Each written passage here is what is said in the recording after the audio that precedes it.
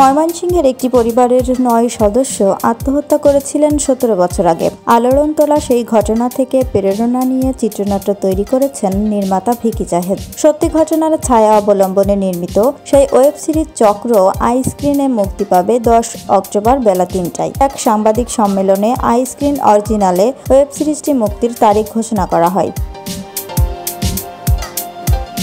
গতকাল channel I ভবনে আয়োজিত অনুষ্ঠানে সিরিজটির পরিচালক ছাড়া আরও উপস্থিত ছিলেন ইমপ্রেস টেল ফিল্ম লিমিটেডের পরিচালক ও বার্তা প্রধান শাইখ সিরাজ, ইস্পাহানি টি লিমিটেডের মহাব্যবস্থাপক ওমর হান্নান ও সিরিজের প্রধান 2 অভিনয় শিল্পী তৌসিফ মাহমুদ ও তাসনিয়া ফারিন।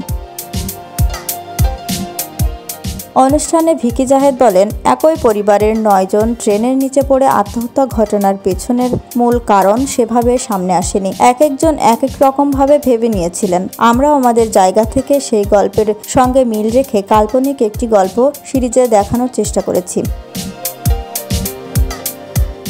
এ সিরিজ নির্মাণ করতে গিয়ে অনেক প্রতিবন্ধকতা পার করতে হয়েছে বলেও জানান এই তরুণ নির্মাতা। ঘটেছে বিচিত্র সব ঘটনা, একটানা শুটিং করতে পারেননি। দীর্ঘদিন ধরে দৃশ্য ধারণের কাজ শেষ হলেও বাকি সব কাজ শেষ করতে পারছিলেন না। ভিকি জাহেদ বলেন, কাজটি করতে গিয়ে অনেক সহকর্মীকে হারিয়েছি। শুটিং শুরু করার পর চিত্রগ্রাহক জাহিদ হোসেন সড়ক দুর্ঘটনায় মারা যান। লাইন প্রডিউসার মাসুদুল মাহমুদ রোহানকে হারালাম। কোনো একটা প্রজেক্টের সঙ্গে জড়িত এতগুলো মানুষ একে একে চলে গেছেন, এমন নজির বোধহয় আর নেই।